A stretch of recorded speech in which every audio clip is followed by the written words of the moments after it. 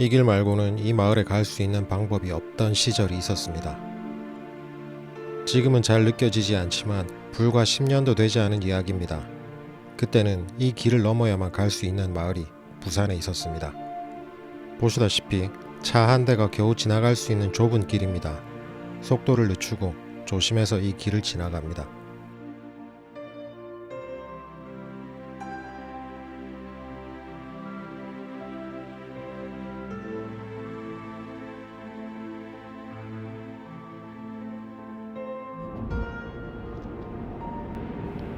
가덕도 외양포 마을로 향합니다.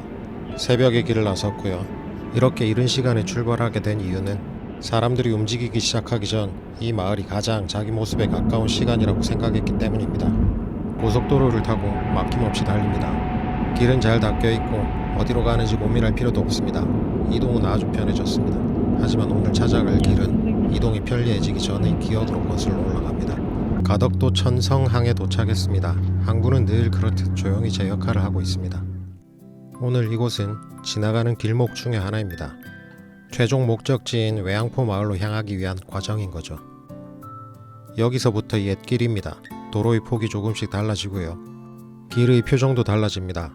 출발 초입의 고속도로와는 다르게 이 길은 저에게 천천히 오라고 말하는 것 같습니다. 예전에는 가덕도 내에서 차량으로 이동하려면 다들 이 길을 지나야 했습니다. 예전이라고 해도 불과 10년도 채 되지 않은 이야기지만요. 돌아갈 수 있는 길도 다른 선택지도 없어서 그냥 이 길을 받아들이는 수밖에 없었습니다. 길이 좁다는 건 불편함이기도 하지만 한편으로는 이 길을 지나는 이들에게 여유를 얘기하는 게 아닐까요? 가덕도는 유동인구가 없는 곳이 아니었습니다. 실제로 이 좁은 길을 외부에 많은 차량들이 줄 서서 지나갔었습니다. 이 지점에서 옛길이 한번 끊깁니다. 옛길을 가로질러 새 길이 났습니다. 저는 새 길을 가로질러 다시 옛길로 진입합니다. 좋은 길을 놔두고 다시 옛길로 들어가는 이유는 외양포 마을로 가던 그 옛 기억을 다시 되새기기 위함입니다. 여기서 옛길은 끝이 납니다. 직진을 해야 옛길인데 옛길은 막혀 있습니다. 어쩔 수 없이 새 길로 진입을 합니다.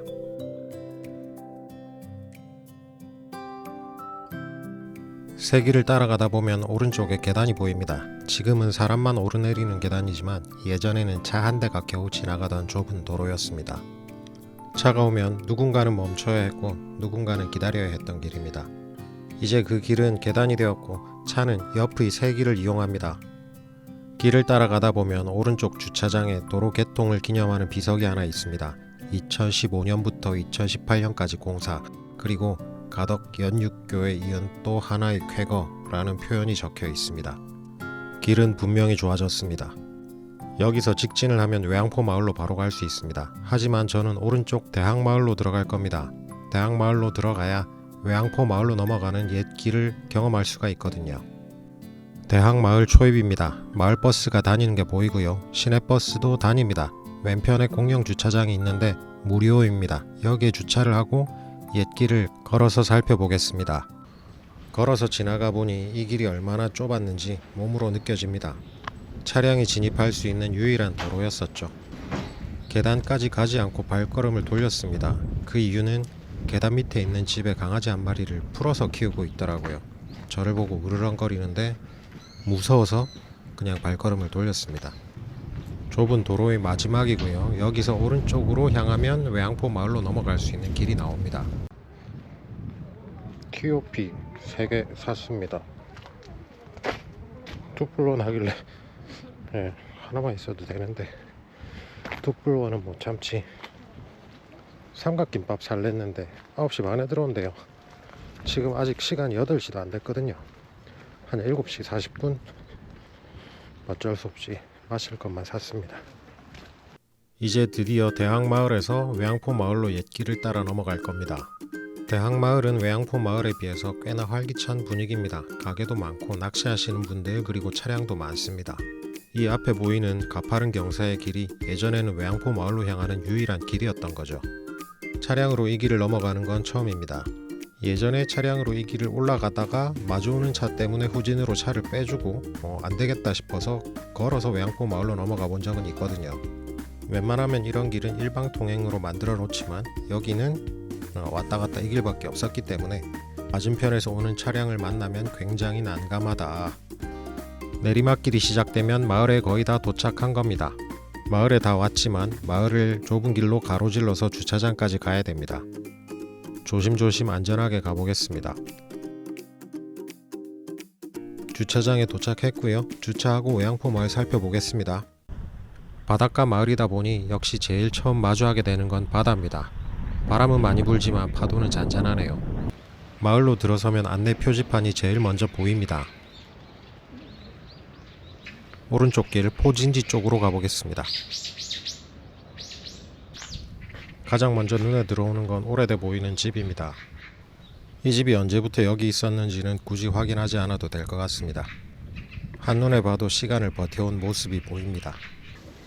마을 안에는 포진지와 탄약고, 공동 화장실과 공동 목욕탕, 그리고 옛 막사의 흔적들이 그대로 남아 있습니다. 설명이 없어도 이곳이 어떤 공간이었는지는 자연스럽게 느껴집니다. 이 마을은 오랫동안 조용히 사용된 장소였습니다.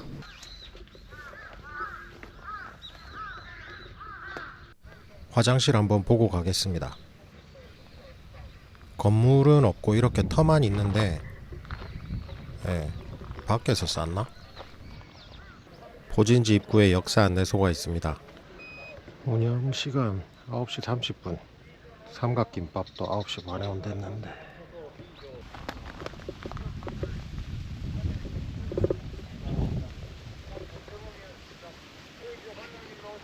사령부 발상지지 비석이 하나 있습니다. 이 비석은 러일 전쟁 당시 일본군이 주둔지였던 외양포 포대 사령부를 뜻하는 비석입니다. 조금 더 들어가면 포진지와 탄약고가 보입니다. 외양포 마을이라고 하면 대부분 이 장면을 떠올립니다. 사진으로, 영상으로 여러 번 봐왔던 모습입니다. 실제로 마주해도 놀랍다기보다는 아, 여기가 그곳이구나 싶은 정도입니다.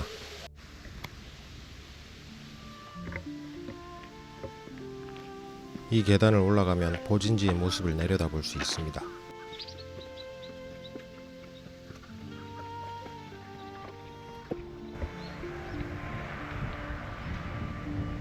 하늘에서 내려다보지 않는다면 여기에 포가 있는지도 모를 정도로 잘 가려놨네요. 까마귀는 어딜 가나 있네. 마을을 돌다 보니 공동 목욕탕도 보입니다. 아주 조그만 목욕탕입니다. 제가 어릴 때 많이 보던 건축 자재 하늘색 타일입니다. 와, 저거 하나씩 어떻게 붙였지? 높이와 깊이를 보니 들어가는 용도의 탕은 아닌 듯합니다. 물을 저장하는 용도인 것 같네요. 걸어가다 우물을 발견했습니다. 궁금하니까 한번 살펴봐야겠죠. K 운동기구. 우물은 9개가 있었다고 전해집니다. 우물이 아니라 연못이 돼버렸네. 마을을 걷고 있는데 익숙한 멜로디가 들려왔습니다.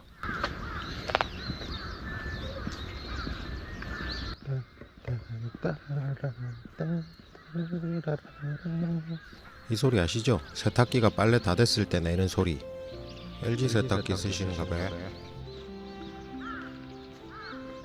역사와 현재의 삶이 공존하는 마을. 120년의 시공간을 가로지르는 멜로디. 여기 아직 사람이 거주하시는 것 같습니다. 에어컨도 LG네. 뒤에는 우물인데 이 우물도 사용하지 않는 것 같고요. 우물 아래에는 아무것도 없습니다. 이 마을은 특별한 장소이면서도 누군가에게는 그냥 살던 곳이었습니다. 염소다. 염소다. 염소가 왜 있지? 많은데? 하나하나 따로 보면 작은 흔적들이지만 이렇게 모여 있으니 마을의 성격이 조금씩 또렷해집니다. 군사와 생활이 레이어가 겹쳐지듯이 같은 공간 안에 다른 시간으로 겹쳐 있었던 흔적입니다. 고요한 바다를 보니 마음이 편안해집니다. 고요한 바다도 외양포 마을의 특징입니다. 옆 동네 새바지 마을 바다는 이렇게 고요하지가 않거든요.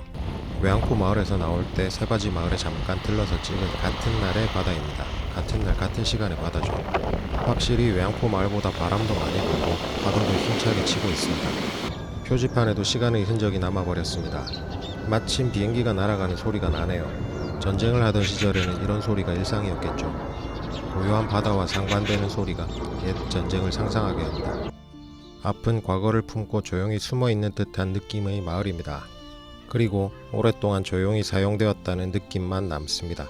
그렇게 외양포 마을을 빠져나옵니다. 새로 생긴 길을 따라 복귀합니다. 감성은 부족하지만 확실히 편하고 빠르네요. 길은 계속 좋아지고 있습니다. 다만 모든 기억이 빨라진 길처럼 같은 속도로 따라오지는 않습니다.